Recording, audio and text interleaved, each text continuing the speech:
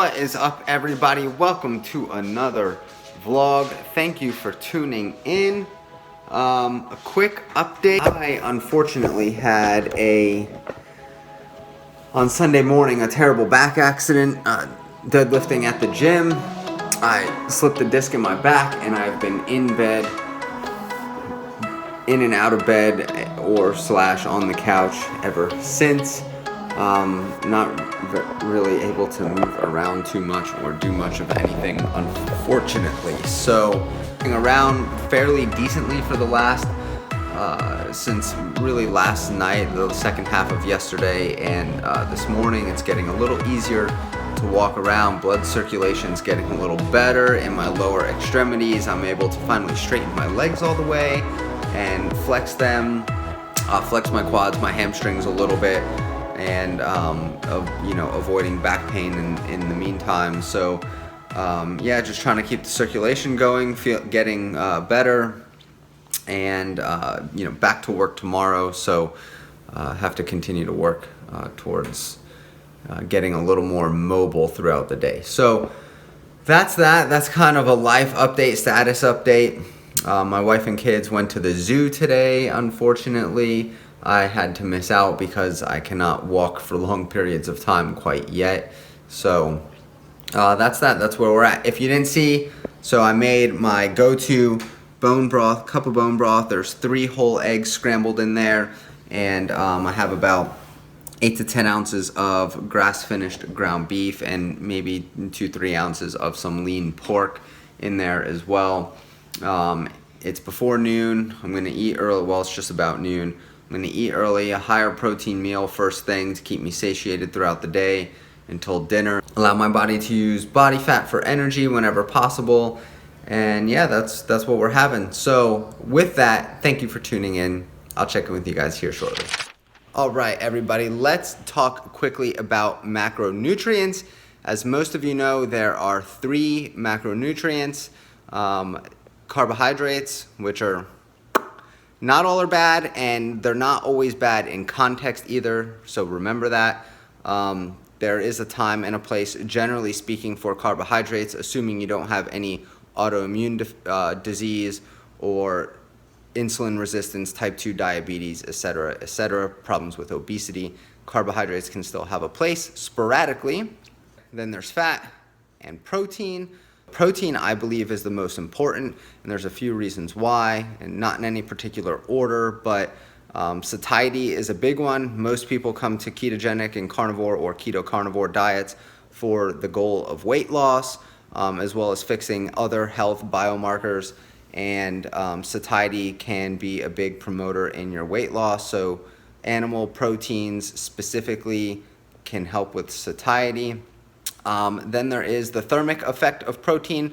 So it said anywhere between, let's call it 20 to 30% of the protein calories you're ingesting. So, a gram of protein produces 4 calories. So you may realistically only be getting about 3 calories from that protein, probably getting less calories than you're actually calculating, which can also aid in weight loss. Another one would be, it is a very poor substrate for lipogenesis. So what does that mean? That basically means it is extremely hard for protein to be stored as fat. Some people in the keto world, and I'm about 3 years in now, I've heard it from day one, say protein's the devil because it promotes gluconeogenesis. The protein breaks down to glucose, kicks you out of ketosis, etc., etc. As time has gone on, people have realized that is more of a demand-driven process, right? So think of a marathon runner, extremely lean under long durations of intense exercise. Their body is starving for energy, which is why most of them have a hard time building lean mass, because their body is constantly breaking down amino acids, so stored muscle tissue, into glucose for them to use as energy to fuel these long bouts of exercise. So if you're not a marathon runner and you're not 3% body fat, 5% body fat, then I would highly advise you not worry about gluconeogenesis. Also, for protein to store as fat, even in excess, It is possible, but again, it's going to have to go through gluconeogenesis, and then some of that glucose is going to have to be deemed extra by your body, to the point where that glucose then goes through de novo lipogenesis, where it is turned into fat and stored. So that process is extremely difficult for your body. It can be inflammatory. It's really a last-ditch conservation method, as well as energy producing method, that your body will not do very often. Reason number 4 is a diet higher in good quality protein sources can promote the preservation of muscle mass you have, plus promote the formation of new muscle mass, especially when combining that with high intensity interval training or some sort of resistance training, i.e. weightlifting. Those things are very important for resting metabolic rate, which then can in turn, if your resting metabolic rate is higher and it is heavily influenced by how much lean muscle mass you have, then over the long term you will burn more calories at rest, which then promotes a healthier, easier to maintain body weight. And last but not least, reason why I think protein is the most important macronutrient regardless of your diet, lifestyle choice, or your way of eating, is animal sources of protein specifically are extremely high in bioavailable nutrients. So things like eggs are going to have higher levels, especially pasture-raised eggs, of vitamin A, vitamin E, cholesterol.